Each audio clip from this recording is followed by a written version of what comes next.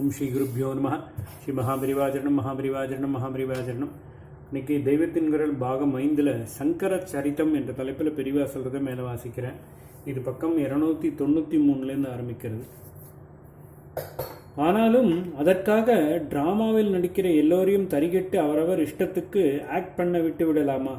இப்படி கூடாதுதான் என்றுதான் இந்த ஜனங்கள் பிரவೃத்தியில் போனாலும் நாம் வேடிக்கை பார்ப்பதற்காக அவர்களுக்கு கொடுத்திருக்கிற கொஞ்சம் சுவாதந்திரத்தை கொண்டு ஒரே கோணாமானவாக ஒவ்வொருத்தரும் தன்னிஷ்டப்படியே பண்ணி ஒட்டுமொத்தமான சமூக வாழ்வு ஒழுங்கு கெட்டு போகும்படி ஆவதற்கு விட்டுவிடக்கூடாது.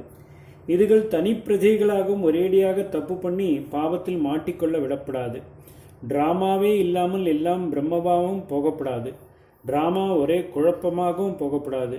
ஒரேடியாக தப்பு தண்டா அதற்காக பாபத்தில் மாட்டிக்கொண்டு பரிதவிப்பது என்றும் போக விடப்படாது.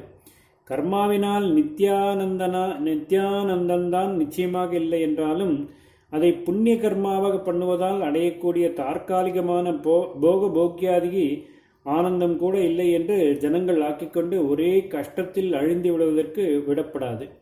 தனி வாழ்க்கை, சமூக வாழ்க்கை எதுவானாலும் அதில் ஒரு ஒழுங்கு, அன்பு, அழகு, பரஸ்பர சகாயம் எல்லாம் இருக்கும்படியாக இத்தனையும் சேர்த்து ஒரே வார்த்தையில் சொல்வதனால் தர்மமாக இருக்கும்படியாக இவர்களுக்கு வழியமைத்து கொடுக்க வேண்டும் என்று ஈஸ்வரன் பரம கிருபையோடு நினைத்தே பிரவೃத்தி மார்க்கம் என்பதை வேதங்கள் வழியாக வெளிப்படுத்தினார். அவரவரும் சமூகத்தில் ஈஸ்வரன் தங்களை பிறப்பித்திருக்கிற நிலைக்கு ஏற்ப இப்படி சத்காரியங்களை பண்ணிக்கொண்டு போய் இந்த லோகத்திலே தாங்களும் ஸ்ரேயசை அடைந்து லோகமும் தங்களால் சேமமடையும் வழியாக செய்து கொண்டு அதற்கும் மேலான சொர்க்காதி புண்ணிய லோகங்களிலும் சந்தோஷத்தை பெறட்டும் என்று வழி போட்டு கொடுத்தார். வேதத்தில் இந்த பாகத்துக்கு கர்மகாண்டம் என்று பெயர். யஜ்ய கர்மானுஷ்டானமெல்லாம் இதில் அடங்குவதுதான். நிவர்த்தி மார்க்கமாக மோட்ச சித்திக்கு அதே வேதத்தில் முடிவு பாகங்களில் உள்ள உபனிஷத்துக்கள் மூலமாக வழி போட்டு கொடுத்தார். அதற்கு ஞானகாண்டம் என்று பெயர். அதில் தத்துவோபதேசம் நிரம்ப இருக்கும். மோட்சம் வேறு, சொர்க்கம் வேறு. மோட்சம்தான் சம்சாரத்திலிருந்து நிரந்தர விடுதலை பெறும் ஸ்தானம், பரமசாந்தமான ஸ்தானம். சொர்க்கம் என்பது பரமசாந்தமான ஸ்தானம். சொர்க்கம் என்பது புண்ணியத்தின் அளவை பொறுத்து அது செலவழியும் காலம் வரையில் மாத்திரம் பலவித இந்திரிய இன்பங்களை மாத்திரம் கொடுக்கும் லோகம். கர்ம மார்க்கத்தின் இருவித பலன்கள். ஈஸ்வரன் வேத வாயிலாக போட்டு கொடுத்த கர்ம மார்க்கத்தில் ஒரு பெரிய விசேஷம் என்னவென்றால், அப்பப்போ நமக்கே ஒரு யோசனை, இது என்னமோ ஓயாமல் ஒழியாமல் பண்ணி கொண்டிருக்கிறோமே, ஆனால் இதனால் நமக்கு உள்ளே என்னவோ ஒன்று நிறையாமல் எல்லாம் ஏதோ மேலெழுந்த வாரியாக அல்ப சுகம் அனுபவித்து தீர்ந்து போகிறார் போலதானே இருக்கிறது என்று வருகிறது என்று சொன்னேன்.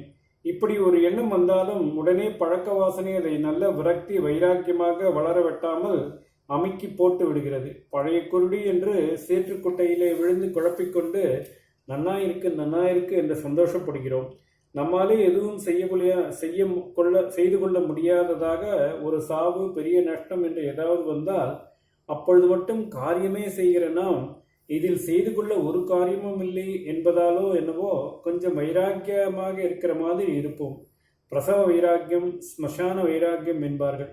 ஆனால் அதுவும் நீர்மேல் எழுத்து என்கிற மாதிரி அழித்து கொண்டு போய்விடுகிறது. இப்படியே கொஞ்சம் கொஞ்சமாக பட்டு கொண்டு போனால் பட்டு கொஞ்சத்திலே கொஞ்சம் பக்குவம் வரும். அந்த நிலையிலும் நம்மாலே கர்மாவை விட முடியாதுதான். ஆத்மா, பிரம்மம், ஞானம் என்று ஏகாந்தத்தில் போய் உட்கார்ந்து கொண்டு தியான விசராதிகள் பண்ணும் யோக்கியதை வந்திருக்காதுதான். ஆனாலும் என்றைக்காவது அந்த யோக்கியதை வந்தால் தேவலையே என்ற எண்ணம் அடிவாரத்தில் உண்டாயிருக்கும். காரியங்களில்தான் மனசின் பிரவருத்தி, மனசின் போக்கு என்ற அர்த்தத்தில் சொல்கிறேன். இருந்தாலும் அதை விட்டு ஞான விசாரம் பண்ண முடியாவிட்டாலும் காரியம் விட்டால் தேவலை, ஞான விசாரத்துக்கான யோக்கியதை வந்தால் தேவலை என்று விருப்பம் உண்டாகும். இம்மாதிரி இருப்பவர்கள் கர்ம சங்கிகளில் அதிகம் பேர் இருக்க மாட்டார்கள். ஆனாலும் முமுட்சுக்களாக நிவர்த்தி என்றே தீவிரமாக போகிறவர்களை விட நிறைய பேருக்கு இந்த எண்ணமாவது அடிப்படையில் இருக்கும். பிரவೃத்தி மார்க்கத்தை உத்தேசித்து ஈஸ்வரனால் வேதத்தில் மூலம் கொடுக்கப்பட்ட அதே கர்மகாண்டத்தின் அனுஷ்டானம் இப்படிப்பட்டவர்களுக்கு ஒரு பெரிய உபகாரத்தை செய்து நிவர்த்தி மார்க்கத்துக்கு பிற்பாடு ஒரு காலத்திலாவது போய் சேருவதற்கு யோகியத்தை உண்டாக்குகிற உபாயமாக அமைகிறது. பரமாத்மா அப்படி அமைத்திருக்கிறார். ஓம் ஸ்ரீ குருப்யோ நமः. ஸ்ரீ மகாபரிவாஜனம் மகாபரிவாஜனம் மகாபரிவாஜனம்.